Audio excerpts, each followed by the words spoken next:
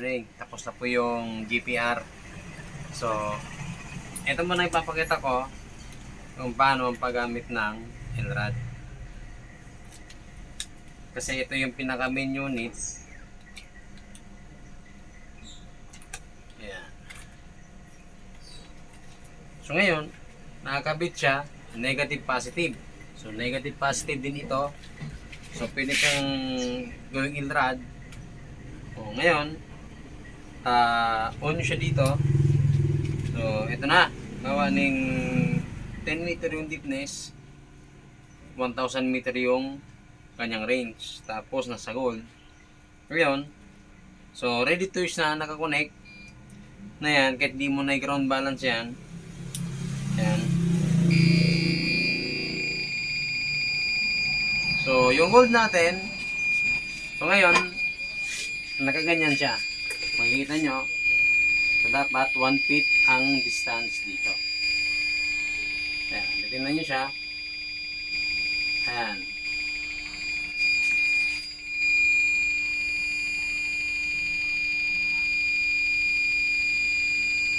Pag ganyan talaga, medyo mahina yan. Kailangan sa LRAD dapat nilalakad, ginaganyan siya.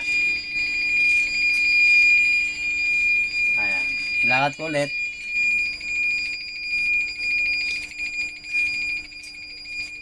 Yun. Punta doon. So, ganyan naman natin.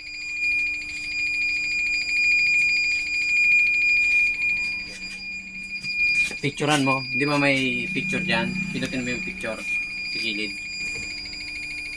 Ayan. Okay na? Okay. So ngayon, tapos na to. So, ano ba? Gagawin naman natin. So, tatanggalin naman natin ito kung ayaw nyo ng LRAD. So, ito pala, nakatusok na pala to. Ito yung kanyang ground balance na itutusok mo sa lupa. So, automatic, dapat naka-on yan. So, nakaturok yan dyan. So, 1,000 meter ang distance. Kahit gaano kalayo yan, abot pa rin yung function ng signal dito sa receiver na yan. Okay? So, ito, tatanggal to. Ayan. And then, ito, tatanggalin natin to. Kasi hindi na yan kailangan kung hindi ka nagagamit ng LRAD. Ayan. Tapos, ito, tatanggalin natin to. Ayan. So, ang gagamitin na natin,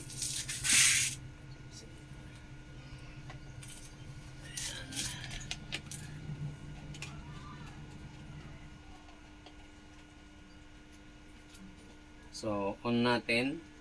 So, negative, positive. Sensor sa ground balance. Ayan.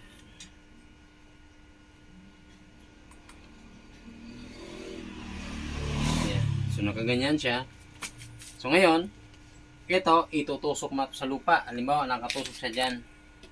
Kahit gano'ng kalayo, 1,000 meter o 3,000 meter ang mahagip niya. Kasi, pag 3,000 range ang layo niya, gano'n din kalayo. Kahit 3,000 meter din. Kumbaga, pag isinilig mo siya ng 1,000 range, 1,000 range din ang layo nito.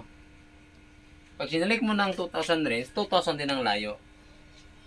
Kung makakapaglayo ka ng 1,000 range. So, yan siya. Ngayon, on na natin siya. Tapos, set na lahat. 1,000 range. Tapos, 10 meter ang deepness. Tapos, naka-gold. So, tapat muna natin. Naka-main. Gold, poison, bomba, tunnel, platinum, multitran, decoy, gold coins, old coins, tapos water trap. Ayan. So, dito tayo sa gold. And then, ground balance natin, 2 seconds. Ayun. Paka 2 seconds. So, ready na yan. Set natin. So, sa gold, ngayon, ilong range natin.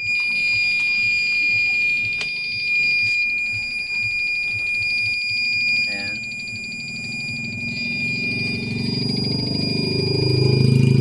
Ayun. So, ikaw nang bala, magano ng antena. Ayan. Nakabuka ka, yan. So, kahit maglakad ka, ayan, kung makikita mo ang detection niya, ayan, makikita mo, di ba? Dalawang hinahagip niya. Ayan, papunta doon, papunta doon. Ayan.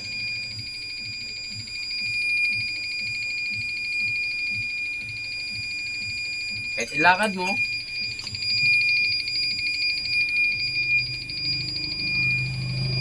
ayan.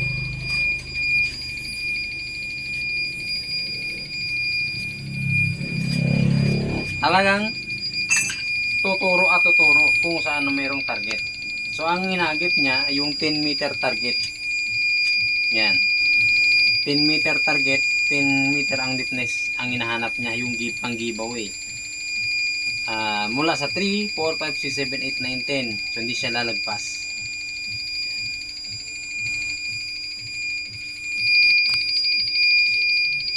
Yun.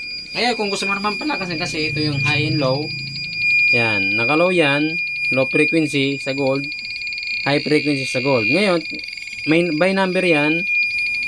Set mo sa number 10. Pataas ng pataas. Iset mo number 40.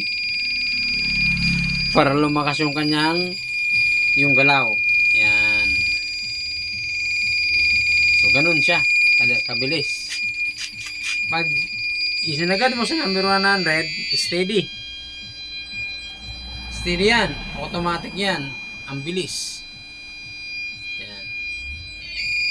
So, di ko yung ginagamit. So, hanggang dito lang tayo sa number 50. Yan.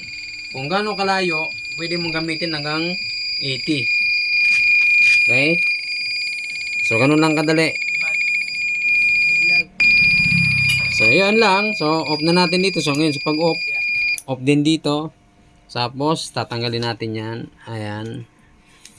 Ngayon, kung magpapaikot pala kayo, dapat iikot yan. Dapat nakaano yung antena. Para kung iikot yan, ganyan siya. Pero hindi naman totaling iikot yan eh. Kasi kung doon na yan, hindi na mag-function yan, doon na yung target niya. So, ngayon, tatanggalin na natin. Tapos, ang isa pa dyan pala,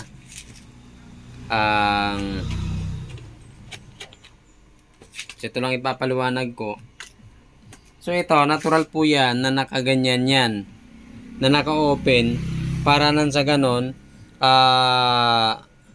hindi siya magkaroon ng moist dito. So, dito naman, ito yung, yan, ito yung battery. Pwede mo siyang palitan. So, sa Lazada, may nabibili nito sa 10 pieces, 210 pesos. Power, peak power. Yan. So, bihira naman siya malubat. Tapos, ito naman, may rechargeable para yan dito sa ground balance. Pero, hindi naman siya masyado nalulubat kasi saglit mo naman siya gagamitin yung ground balance niya. Tulad siya dito. Pag mag-charge ka, so, ayan, pa-plug yan. So, 30 to 50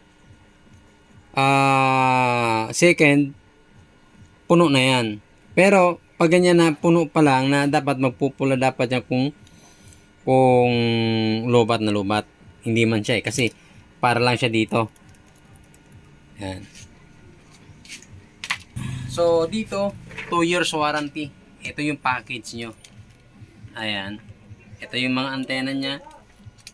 Ito na yung para dito. Para sa yung rod na itutusok. Ito yung nagiging receiver. Tapos ito yung L-rod nya. Ito yon.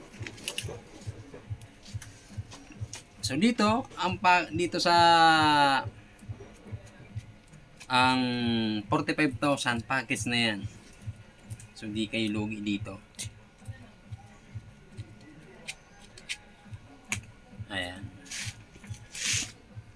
Tapos, ito yung kanyang connector. Tapos, ito. Ayan.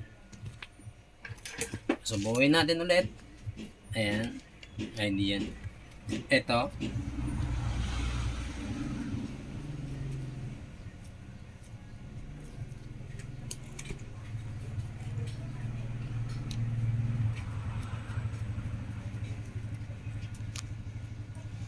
Ayan. So, ito yung mga kasama niyan. Ayan. So, picturean mo siya. Okay.